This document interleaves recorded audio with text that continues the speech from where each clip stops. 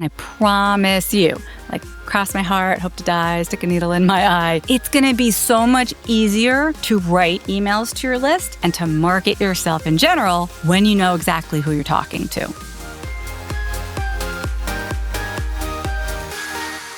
Hey there, health coaches. Should you specialize in your practice or should you work with everyone? Today we're talking about the benefits of niching down and what to do if you're just not sure. I spent the first several years of my health coaching practice trying to reach everyone and burning myself out in the process. I don't want that for you. So stick with me and we're going to get into it. This episode, however, is dedicated to Mariah because Mariah texted me and she asked this question. She said, do you have any insight on orienting one's private practice and work toward a specific niche? I'm considering a niche that caters primarily to older men. I don't want to be highly specialized, but I do want to niche down a bit in order to be able to develop my marketing in a relevant way. I think it's a great question. I'm glad you asked, Mariah. And for all of my listeners, if there's a topic that you would love for me to cover in an upcoming episode, text me like Mariah did. It's really easy. Go to healthcoachpower.com/text. Now, I think, especially initially, there can be some real resistance to choosing a niche, mostly because we don't know what to choose and it's just kind of terrifying. We're going to make the wrong choice. And then what if we change our mind later? And what if we're leaving people out? The very first time I can remember thinking about this, I was attempting to choose a niche because they told me I should, when I was in school. I figured, okay, I can target people working in corporate America, like the 9-to-5 grind. But then I didn't know what to do with that idea. Like, what was the point of having said that? I didn't know how that then would help me make decisions. And it didn't, but listen to today's episode, you'll get a better idea of how this is supposed to actually work. And if you have some thoughts on a niche, and like me, you're questioning it, you're not sure how to move forward, keep that thought in mind. Sometimes your gut instinct is your best bet, as you'll see in the story I'll share with you today. Just want to back up. To be clear, a niche market, which is the same as a niche market, you'll hear it pronounced both ways, and sometimes we also call it a target market. It's all the same thing. When you have one of these, it does not mean that you ever have to turn away clients just because they don't fit that niche. Like, if you do specialize in working with corporate 9-to-5ers and let's say one of your clients refers their 75-year-old mom to you, her mom needs help with, whatever health issues, you can absolutely work with that mom. So if clients fall in your lap or referrals are coming your way, by all means, sign them on if there's somebody that you want to work with. The niche thing, or like the whole idea of having a target market, is a marketing tool. It's for when you are actively out there looking for clients, you are marketing yourself. It doesn't define who you are actually allowed to work with. It just means you're going to focus your energy on marketing yourself to this specific group of people. You're going to become known for something, hopefully, rather than trying to broadly appeal to everyone.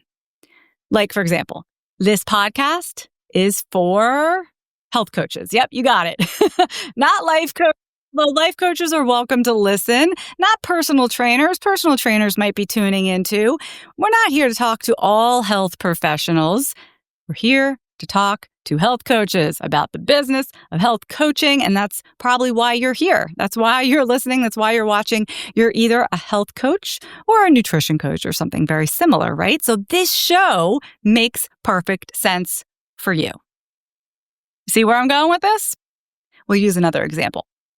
So if your niche is corporate 9-to-5ers, how would that direct your efforts? Well, you're going to hold lunch and learns at various corporate settings. You're going to hold workshops like at 5 o'clock, when they're getting out of work. You're going to write articles about thriving in the workplace. And with some effort, you're going to become known as the go-to in this niche, which is super, super valuable. You aren't committing forever.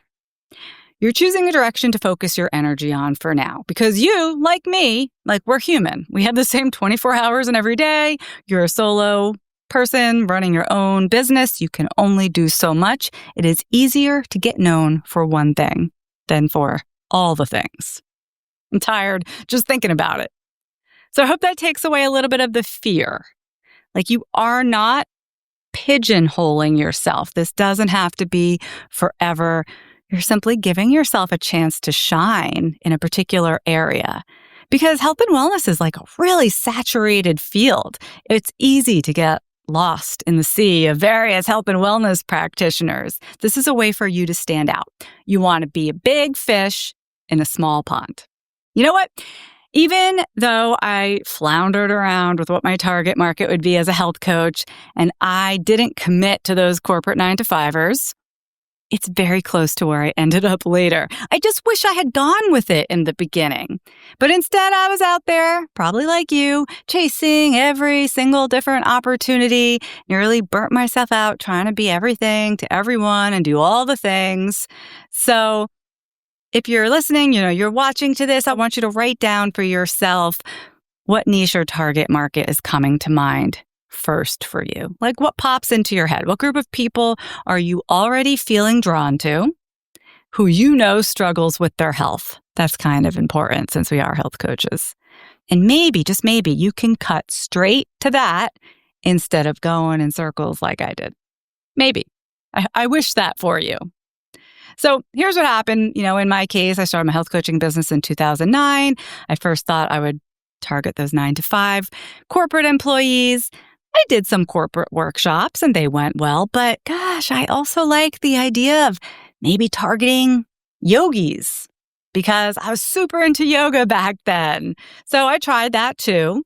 And then there were moms. Moms always seemed interested in their health. And I thought, I should work with moms then. So then I tried offering workshops and things for moms. And then other random opportunities would come my way. This will probably happen for you too. Somebody offered me a table at a farmer's market. That sounded pretty good. It was held at 2 p.m. on a Tuesday. So no corporate types are going to be there. If I had stuck with my original plan of working with the corporate 9-to-5 crowd, I would have known better. I would have said, no thanks. This doesn't make sense for who I'm trying to reach. But instead, I was like, yeah, sure, I'll do anything. I'll do everything. I will sit for hours and hours all summer at a table, not really sure why I'm there. And that's what I did. And I got about 10 random people on my mailing list that way. All summer, 10 people. And I was just wasting so much time. I was trying to just do everything. I wasn't really getting anywhere fast. So many years of this kind of went on, this circling around, not committing to anything. Maybe you know the drill. Maybe you're doing the same thing right now. And I was having a conversation with my now ex-husband. I was in the middle of running a mini program at the time. It was very similar to the 5-day jumpstart that my Fast Track members do now. Anyway, I was feeling a little bit overwhelmed that day.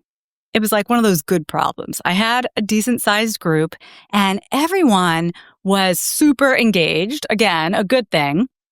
They were asking a ton of questions. It was a very intense group. These women wanted all the info, and they wanted to ask me about every little detail, and they wanted to do everything perfectly. And I could barely keep up with their questions, which is why I was starting to feel overwhelmed. I wouldn't say they were driving me crazy, but they were slightly driving me crazy. And my ex-husband, you'll see why he's my ex-husband in just a second, he said, "Your clients are just like you." Yeah. So we're divorced now. But anyway, it was a really keen observation. I choose to see the best in it. And he was right. Just like me, most of my clients in this mini program and in my practice were these type A high achievers.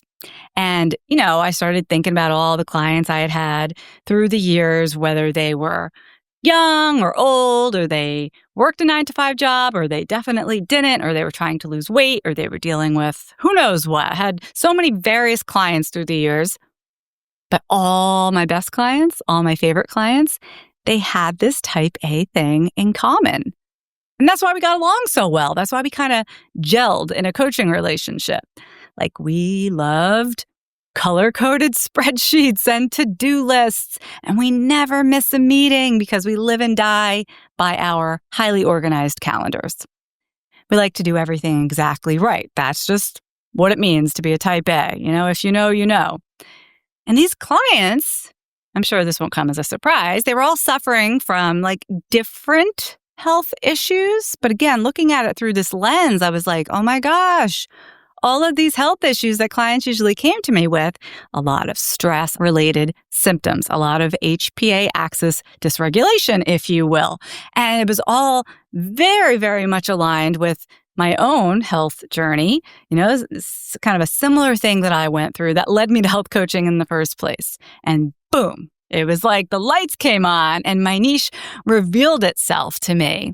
And from there on, thanks to my ex-husband, I marketed myself on purpose to those high-achieving women, which is a little bit funny as a way of defining a niche. So I just want to talk about that.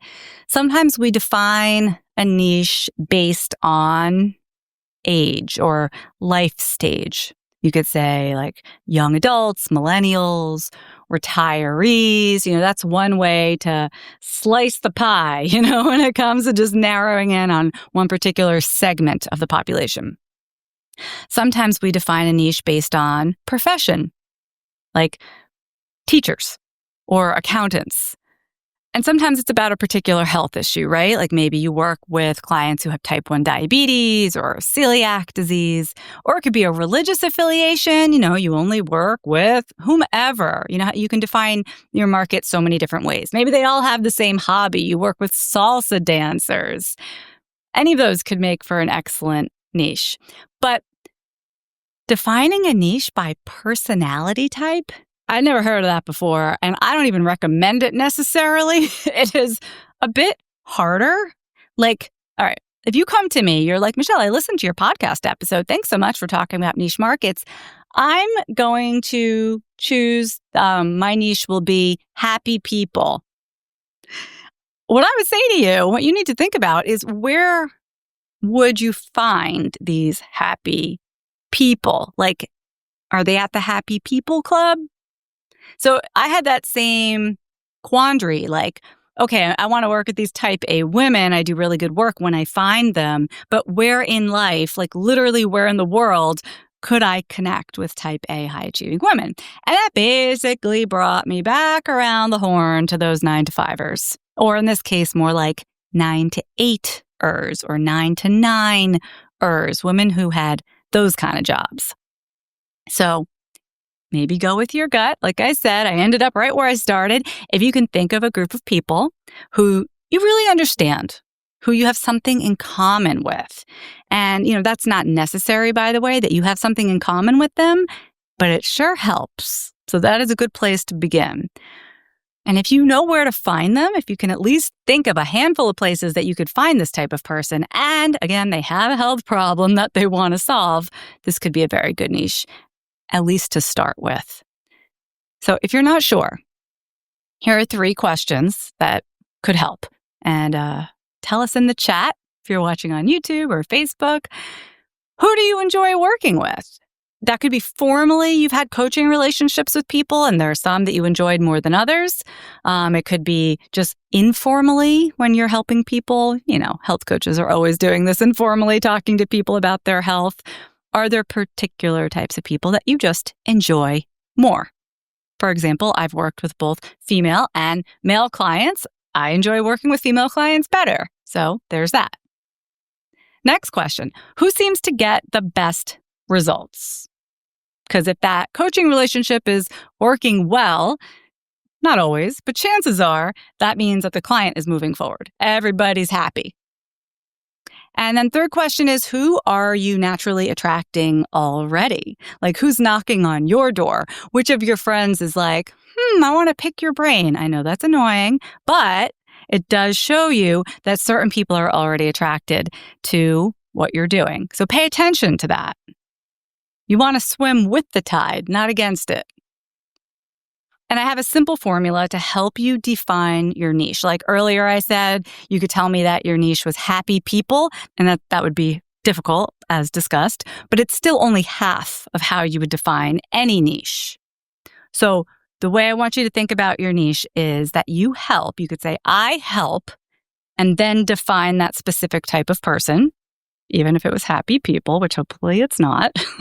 But I help this specific type of person get this specific result that they want. That's it. And when you do this, by the way, what I notice is that health coaches will try to fill in those blanks with a lot of flowery language. And what was one simple sentence turns into 3 paragraphs. So don't do that. You'll be missing the point.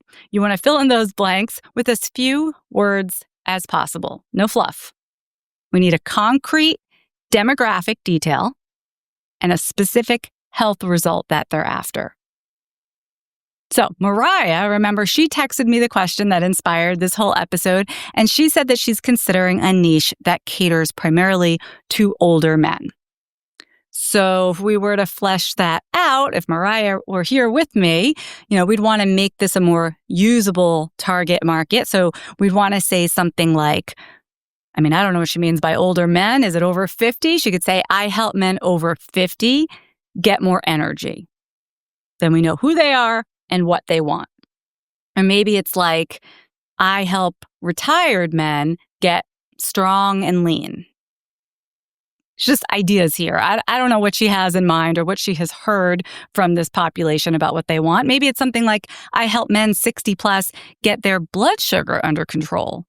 That's a possibility too. It's like, what do they want most? Because you always want to focus on helping any group of people get the thing they want most. Because if they don't want it, they're not going to hire you to get it. They're not going to spend money on something that they don't really want. Makes sense, right? So here's how it starts to unfold. Like once you even have a rough idea of who your ideal client might be and who you might be targeting, your next step immediately should be starting to build a mailing list that is full of these exact people. Like Mariah would want a mailing list that's full of men in their 50s and 60s.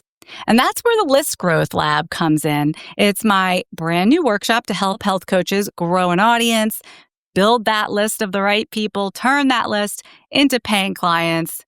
It's exactly what we need. Yes, go sign up. It's at healthcoachpower.com/listlab. And I promise you, cross my heart, hope to die, stick a needle in my eye, it's going to be so much easier to write emails to your list and to market yourself in general when you know exactly who you're talking to. You can write about issues relevant to their lives. Maybe these retired men are really into golf. Mariah, I hope you have a lot to say about golf because that'd be a great thing to write to them about. You can also write to them about the exact health issues that they're worried about and the result that you can help them achieve. And then you can write about hyper-specific topics too. If you really understand these people, and they're all very similar to each other, you won't sound so generic, like just another health coach, just another, health and wellness person. One of my favorite emails that I ever wrote as a health coach, it was actually about my new designer bag.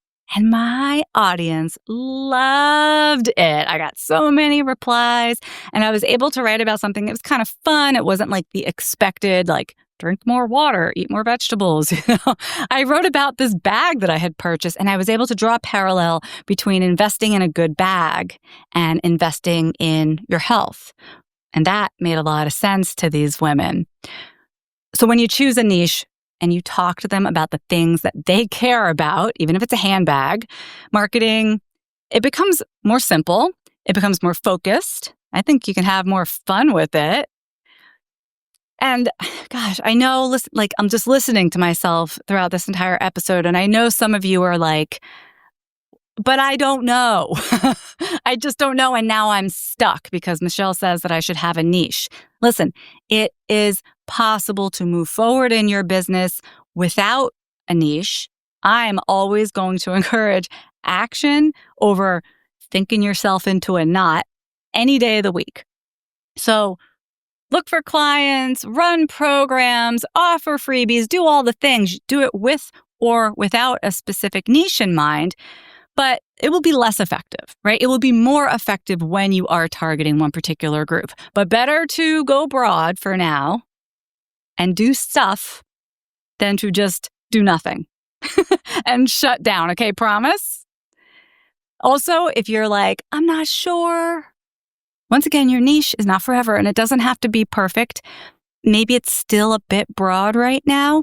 Just pick something that makes sense with the type of coaching that you want to offer and the people that you most want to work with. And just start leaning into that, because then you can start saying yes to the ideas and to the opportunities that are most aligned. Are you going to say yes to that farmer's market table, or are you going to say no, thank you? And then you can really get to know that one particular audience and make all your marketing efforts smarter instead of, trust me, harder, so much harder. That's it for today, everybody. Thank you for joining me. I'll see you soon.